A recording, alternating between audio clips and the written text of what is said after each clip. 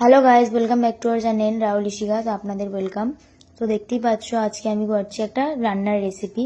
এটা হচ্ছে হেলা ফুলের পকোড়া বানাবো আমি। হেলা ফুল তো এর নিচে একটা লতা মতো সরু অংশ থাকে, সেটাও আমরা রান্না করে খাই, কিন্তু আমি আজকে তোমাদের দেখাবো এর পকোড়া করাটা। তো আমি দেখছো ফুলের পাপড়ির যে সাদা অংশটুকু, শুধু সাদা অংশটুকু নিয়ে নিচ্ছি, আর বাকি যে হলুদ অংশটা সেটা আমি ফেলে দিচ্ছি, আর বাইরের যে সবুজগুলো সেগুলো ফেলে দিচ্ছি, মানে শুধু সাদা যে অংশটা নিচ্ছি। তো দেখতেই পাচ্ছ এটার পকোড়াটা খুব টেস্টি হয়। অ্যাকচুয়ালি আমি নিজেও ফার্স্ট টাইম ট্রাই করছি, আমার এটা শোনা রেসিপি, আমিও শুনেই করছি। আমি তোমাদের বারবার দেখাচ্ছি সাদাটুকুই নেবে, যদি তোমরা কোনোদিনও করে থাকো করতে পারো, এটা খুব ভালো হয়েছে, খুব টেস্টি। আর তোমরা এটা বাজারেও কিনতে পারবে, তোমরা কিনে নেবে। দেখো আমি শুধু সাদা পাতাটা নিচ্ছি, সবুজগুলো নিলে ওটা তেতো হয়, তেতো হওয়ার কারণে ওটা তুমি খেতে পারবে না। তো এই যে শুধু সাদা পাপড়িটুকু নিচ্ছি। তো দেখো এবারে দেখো এই যে হলুদ অংশটা এবং সবুজ অংশটা তুমি কিন্তু পুরোটাই ফেলে দেবে তোমরা, নাহলে কিন্তু এগুলো যদি ভেতরে যায় তাহলে বড়াটা মানে পকোড়াটা খুবই খারাপ লাগবে। দেখো এই সাদাটুকু দেখেছো কইটুকুনি হয়ে গেছে। এবার দেখো তোমাদের দাদাভাই আমাকে এটা কেটে দিচ্ছে, আমাকে অনেক হেল্প করে, ভিডিও করে দিচ্ছে। দেখো এটা পুরো কুচি কুচি করে এরকমভাবে কাটা হবে, এরকম ছোট ছোট অংশ কেটে নিতে হবে, তাহলে পকোড়াতে ভালো করে হবে। তোমাদের দাদাভাই দেখো আমাকে কেটে দিচ্ছে, আমাকে হেল্প করছে। অ্যাকচুয়ালি আমার হাতে ব্যথা করছিল। একদম ছোট ছোট করে কাটতে হবে, ছোট্ট ছোট্ট পিস। এগুলো দেখতে পাচ্ছ, এগুলো পুরো মিহি হয়ে যাবে যখন আমরা এর মধ্যে দেবো। আমি তোমাদের পুরোটাই দেখাচ্ছি। দেখো এবার আমি এইটাকে মিক্সড করার জন্য একটা বাটিতে নিলাম। তো সবার প্রথমে আমি ওই পকোড়ার যে পাতাটা ছিল ওটা নিলাম, হেলা ফুলের। এটা অ্যাকচুয়ালি ফুল। তো দেখো পুরোটা আমি একটা জায়গায় নিলে, একটু বড় জায়গায় করবে কারণ ব্যাটারটা অনেকটা হবে। তোমরা এটা অবশ্যই ট্রাই করো কারণ খুব ভালো হবে। দেখো এরপরে আমি রেখেছি হচ্ছে পেঁয়াজ কুচি। এই যে পেঁয়াজ কুচি, এইটা আমি এবার দিয়ে দিচ্ছি এর মধ্যে। পেঁয়াজগুলো এখানে মোটামুটি আমি 5 থেকে 6টা পেঁয়াজ ইউজ করেছি। তোমরা যতটা ফুল করবে সেই পরিমাণ মতো নেবে, কারণ যতটা যার পরিমাণ, তো এর মধ্যে পেঁয়াজের পরিমাণটা একটু বেশি হবে, নাহলে টেস্ট অতটা ভালো হবে না। সো আমি অনেকটা বেশি দেওয়ার কারণে আমার খুবই সুন্দর লেগেছিলো এবং আমার সবাই খেয়ে নামও করেছে। দেখতেই পাচ্ছ আমি মোটামুটি 5 থেকে 6টা বড় বড় পেঁয়াজ দিয়েছি, খুব সুন্দর হবে খেতে। তোমরা প্লিজ ট্রাই করো, আমার এটা রিকোয়েস্ট। এবার দেখো কাঁচা লঙ্কা। কাঁচা লঙ্কাটা যে যেরকম স্বাদ মতো ঝাল খাও সেরকম খাবে, বেশি আমাদের যেরকম খাবে আমরা সেরকম দিয়েছি, তো তোমাদের স্বাদ মতো দিও। তো দেখো এরপর আমি নুন দিচ্ছি। আমি এখানে নুন 3 চামচ ব্যবহার করেছি, কারণ আমাদের পরিমাণে এটা ঠিক। তো তোমরা এর থেকে বেশি করে বানাবে বা কম করে বানাবে সেটা তোমরা তোমাদের পরিমাণ মতো দেবে। আমি এখানে 3 চামচ নুন দিয়েছি। এবার আমি দেবো হলুদ গুঁড়ো। তো দেখো হলুদ গুঁড়োটা দিচ্ছি আমি 2 চামচ আমি হলুদ গুঁড়ো দিয়েছি। তো হলুদ আর নুন তোমরা এগুলো পরিমাণ মতো দেবে, আর লঙ্কাটা অবশ্যই তোমরা ঝালটা বুঝে দেবে, কারণ এই পকোড়াটায় ঝালটা খুব একটা বেশি হয় না, আমি বেশি দিয়েছি। এরপর আমি দেবো কর্নফ্লাওয়ার। অ্যাকচুয়ালি এটা সাধারণত কর্নফ্লাওয়ার ব্যবহার করে না, কিন্তু আমি ব্যবহার করেছি, আমার সাথে ভালো হয়েছে, এটা একটু টেস্টি হবে। তোমরাও ব্যবহার করে দেখতে পারো, কর্নফ্লাওয়ার দিয়েও করতে পারো বা কর্নফ্লাওয়ার ছাড়াও করতে পারো। আমি কর্নফ্লাওয়ার দিয়েই করেছি, খুব ভালো হয়েছে। তো আমার কর্নফ্লাওয়ারের কাগজটা আটকে গেছে বলে আমার বার করতে সমস্যা হচ্ছে, দেখতেই পাচ্ছ। কর্নফ্লাওয়ারে দেওয়ার কারণে আমার পকোড়াটা আরও মচমচে ক্রিস্পি টাইপস হয়েছে। তো তোমরা সেরকমই করো, কারণ খুব সুন্দর খেতে লাগবে। দেখো আমি এবার এটা মুচমুচে করে দিচ্ছি, একদম ভালোভাবে এটাকে মাখতে হবে, পুরো মিক্সড করো, পুরো একদম ভালোভাবে। প্রথমে শুধু শুকনো শুকনো আমি পেঁয়াজ কুচি, নুন, লঙ্কা কুচি, হলুদ আর কর্নফ্লাওয়ার এটা দিয়ে মাখিয়ে নিচ্ছি, ভালো করে মাখিয়ে নিচ্ছি। দেখো পাতাগুলো এখানে বোঝা যাচ্ছে কতটা, গোটা গোটা পাতা দিও না, কুচি কুচি করে দিও, তাহলে তোমাদের ভালো হবে। দেখতেই পাচ্ছ আমার কি সুন্দর হয়েছে। এরপর আমি এখানে অ্যাড করব বেসন, কারণ জানো পকোড়া করতে গেলে বেসনটা অবশ্যই দরকার। আমি ফার্স্টে বেসনটা তোমাদের দেখিয়ে দিলাম। আমি এখানে প্রায় অনেকটা মতনই বেসনের পরিমাণটাও বেশি হবে, নাহলে পকোড়াগুলো ফুলবে না। দেখো বেসনটা আমি অনেক পরিমাণে দিয়েছি, 200 গ্রাম মতো বেসন ব্যবহার করেছি আমি এখানে। দেখো আমি আলাদাভাবে 2 জায়গায় নিয়েছি। তো এবার আমি এটাকে ভালো করে ব্যাটারটাকে আগে শুকনো শুকনো করে মাখবো, শুকনো শুকনো করে মাখছি। দেখো তোমাদের এটা কিন্তু অনেকক্ষণ করতে হবে, আর লঙ্কাটা একটু পরিমাণ মতো দেবে, নাহলে কিন্তু হাত জ্বলবে, যেটা আমার হচ্ছিল খুব।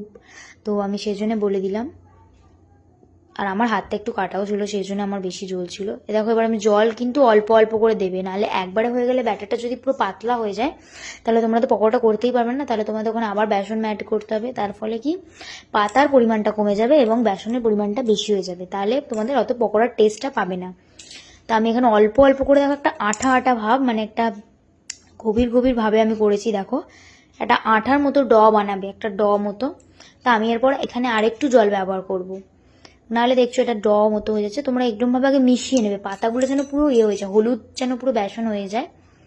দেখো আমি এটা পুরো মিক্স করছি, আর পুরো আমার ভিডিওটা কিন্তু তোমাদের দাদাভাই আমাকে করে দিচ্ছে। সো আমি এটা বললাম। এবার দেখো আমি পুরো মিক্স করে নিয়েছি। দেখো এরপরে ব্যাটারটায় আর একটু জল দেওয়ার পর ব্যাটারটা ঠিক এরকম দেখতে লাগবে। আমি এখানে তেল দিয়ে দিচ্ছি। আমি এখানে এরপরে আরেকটু তেল দিয়েছি, মানে এটা কি একদম ডুবে ডুবে ভাজবে। তো দেখো আমি পকোড়াটা ছাড়ছি। প্রথমে আমি বড় বড় পকোড়া ছাড়ছিলাম অনেকটা। তো দেখো আমি এবারে একটু পকোড়াগুলো ছাড়ছি। এরকম একটু সাবধানে ছাড়বে, নাহলে হাতটা তেলে চলে যাওয়ার সম্ভাবনা থাকতে পারে।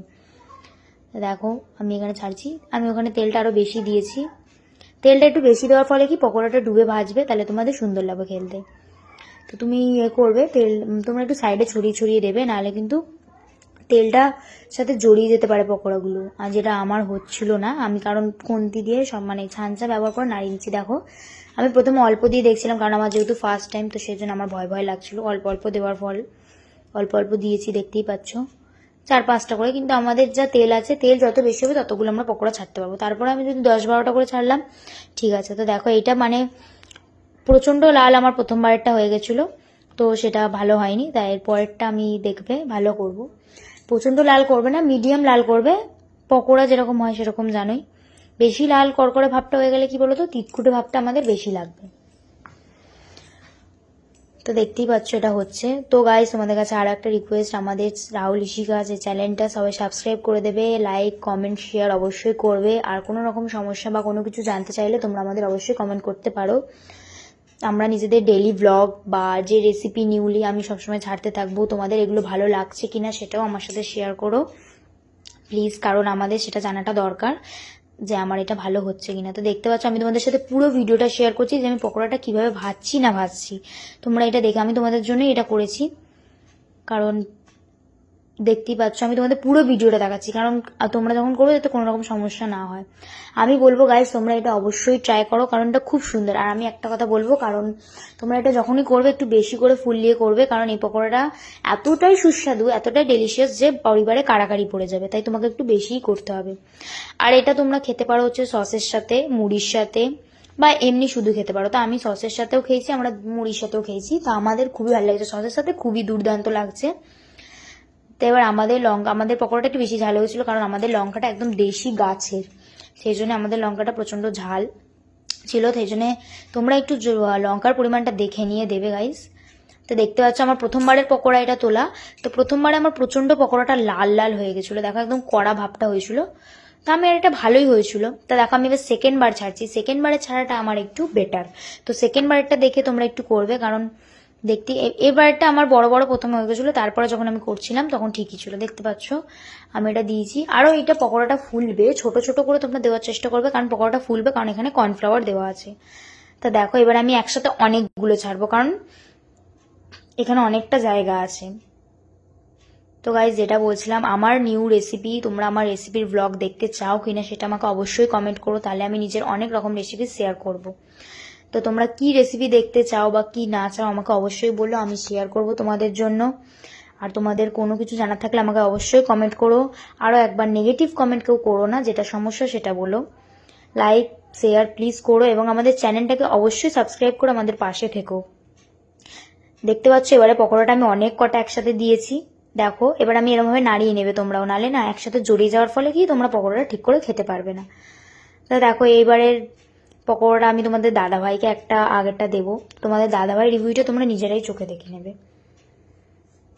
তো দেখবে গাইজ আমি পকোড়াটা দেখতেই পাচ্ছ হচ্ছে এরকমই, বেশি তেল দিয়ে তোমরা ভাজবে, কারণ হচ্ছে যে দেখতে পাচ্ছ পুরো তেলে চুবু চুবু হলে তাহলে এটা খুব সুন্দর ভাজা হবে। আর যখন তুলবে তখন ভালোভাবে তেলটা ছেঁকে নেবে, নাহলে তোমাদের অনেকটা তেল ওয়েস্ট হবে।